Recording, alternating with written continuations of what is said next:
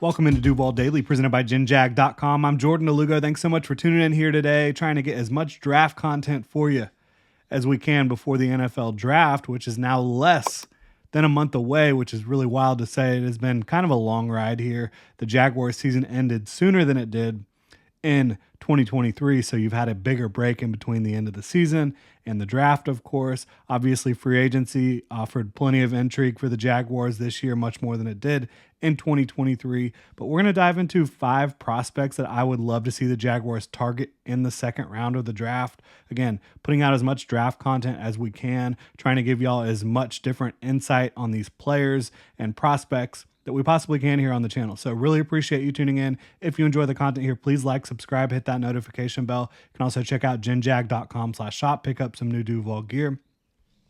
So like I said, we're going to dive into some prospects here that I think the Jaguars should be keen on in round 2, depending on the way things play out, right? Each prospect that you look at in round 2, well, if they address that position in round 1, they're probably not going back to double dip. So we'll talk about it here today. Let's go ahead and get it started.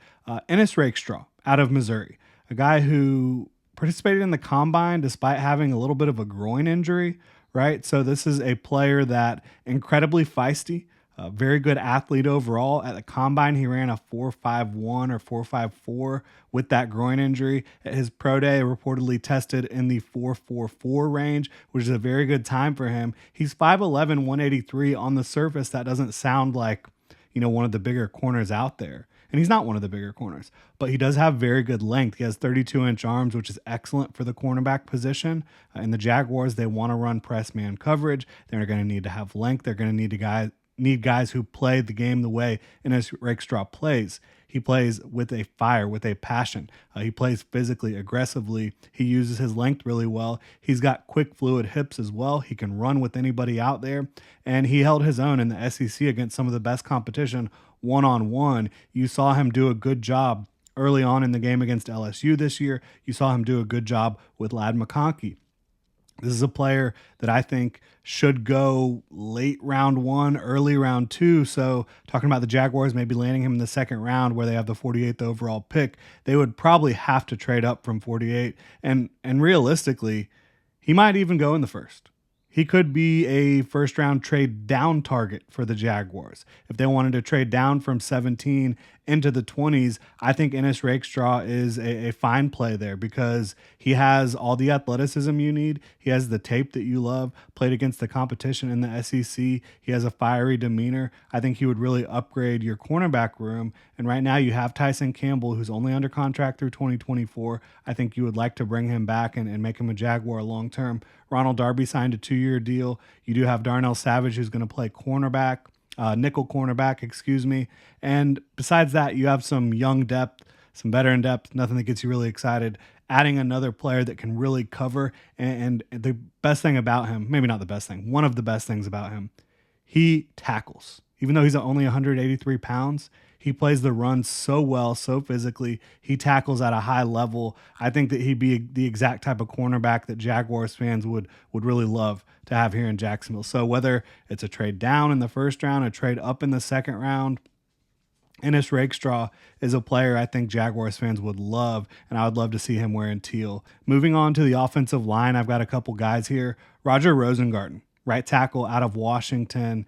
This is a guy that played left tackle before he was blocking for Michael Penix, who's a left-handed quarterback, so his blind side's the right side. That's why they put Roger Rosengarten over there a couple years ago. But if the Jaguars plan to let Cam Robinson, Walker Little, or both walk after 2024, they're both playing on expiring contracts this year. Roger Rosengarten makes a ton of sense to either be your swing tackle beyond 2024 or a starting tackle for you. Anton Harrison can play left or right tackle. Roger Rosengarten can play left or right tackle, and they're both very good athletes. Rosengarten has the length Trent Baalke's looking for. He tested extremely well at the combine. He dominated at the Senior Bowl. He has really good tape, technically refined, gets his hands inside and high, and gets them there with haste. He's got a nice punch, very good pass protector. I think if you had Anton Harrison and Roger Rosengarten as your 2 starting tackles long term, that Trevor Lawrence would feel really good about pressure not coming from the edge. And obviously you brought in Mitch Morse, who you're hoping upgrades that center position. He will upgrade the center position. Brandon Sheriff's still there as a quality pass protecting guard. And Ezra Cleveland is a player who the next guy on this list maybe could give some competition to. That's Dominic Pooney.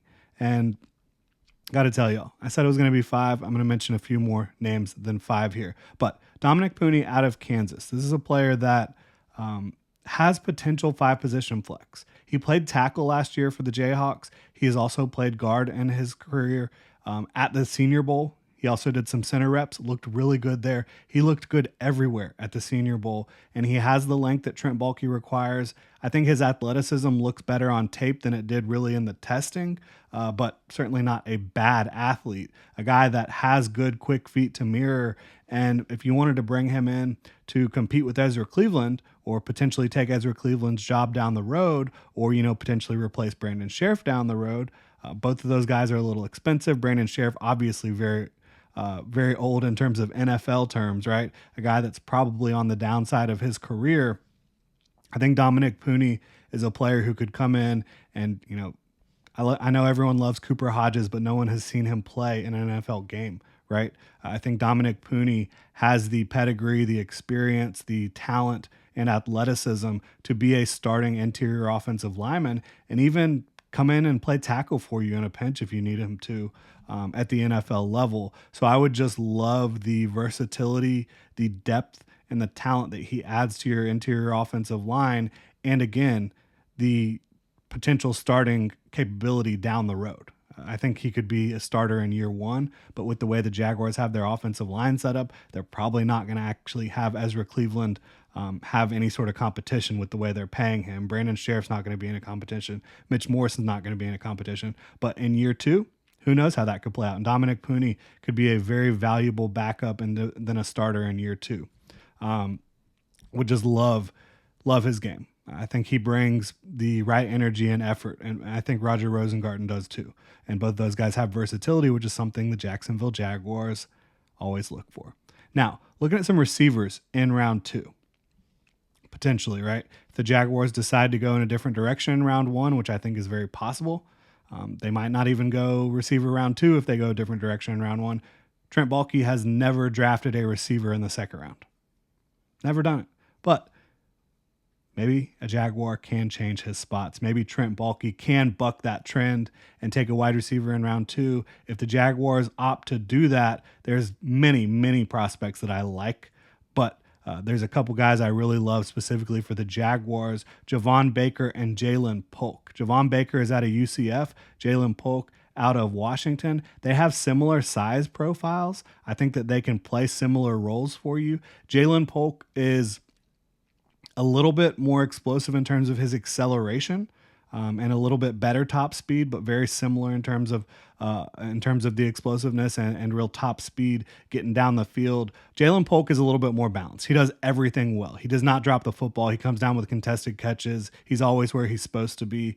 Where Javon Baker, to me, is a little bit more boom or bust on a given play. He drops the football a little bit more than Jalen Polk does, but he comes down with contested catches. And what he does that's really special that makes me have him in the same range as a Jalen Polk is he has extreme change of direction for his size. Like, this is a guy that can leave defenders in the dust in breaking routes, out breaking routes, shimmy shakes, goes with the ball in his hand. Again, just changes direction in a flash. And so that's something I think the Jaguars could really use. I think both these guys could complement what they have, play outside opposite Gabe Davis. You already have Christian Kirk in the middle. You already have Evan Ingram that can roam the middle of the field as well. I think these guys would really complement the group that you currently have and be able to be reliable targets for Trevor Lawrence long term. And then edge group, the Jaguars might not want to address edge in the first couple of rounds, but if they do, there's a couple guys here in round 2 that I'd love to see them target because, look, yes, they have Josh Allen. They have Trayvon Walker. They just brought in Travis Gibson as well. Allen and Walker are your 2 starters. Gibson can definitely be a role player, a depth rotational player for you, but I think you could still upgrade edge 3. I think Adisa Isaac or Marshawn Nealon would really make sense in that regard. When I look at Adisa Isaac, this is a player that incredible base down skill set. Even though he's a little bit wiry, he has wiry strength. He's 247 pounds at the combine. I think he probably can play a little bit bigger than that, but very good length at his size. Again, plays the run extremely well. flashed his ability to win around the arc at Penn State, and then flashed even more at the Senior Bowl. He was consistently beating players that are going to be drafted ahead of him at the Senior Bowl, both in one-on-ones and team drills. And I think Adisa Isaac is an explosive athlete with great length who plays with fire. I think as a second-round pick is a guy who could come in and be your third edge rusher, move around the formation a little bit for you in clear pass rushing situations, set the edge when one of those guys, Josh Allen or Trayvon Walker, needs a blow. I think he makes a lot of sense. I also think Marshawn Kneeland out of Western Michigan makes a lot of sense. He's a little bit quicker. He's a little bit bigger. So he's really interesting. I think I have Marshawn Kneeland a little bit ahead of Adisa Isaac. He's 267 pounds. He's got long arms, over 34-inch arms, but he's an elite tester in terms of the quickness and agility. He's a very good tester with his explosiveness as well. So somebody that when you watch him on tape and when you watch him at the Senior Bowl, uses his length extremely well. He can create natural leverage at 6'3". He's shorter than most tackles and bendier, more flexible and more agile than most tackles. Uses his hands extremely well, gets into the backfield a ton, both against the run and the pass. So I think if you wanted to really bolster your defensive front and create a front that is as formidable as anyone in the league, potentially, when you talk about Josh Allen, Trayvon Walker, Eric Armstead, a potentially healthy Devon Hamilton, and then having a rotation that features an Adisa Isaac or a Marshawn Kneeland, Roy Robertson Harris, maybe someone else in the draft as well. I think you could be really starting to cook with fire, cook with gas there on that defensive front and just make it difficult for opposing offenses to get anything done consistently against you. And I think that would be a lot of fun.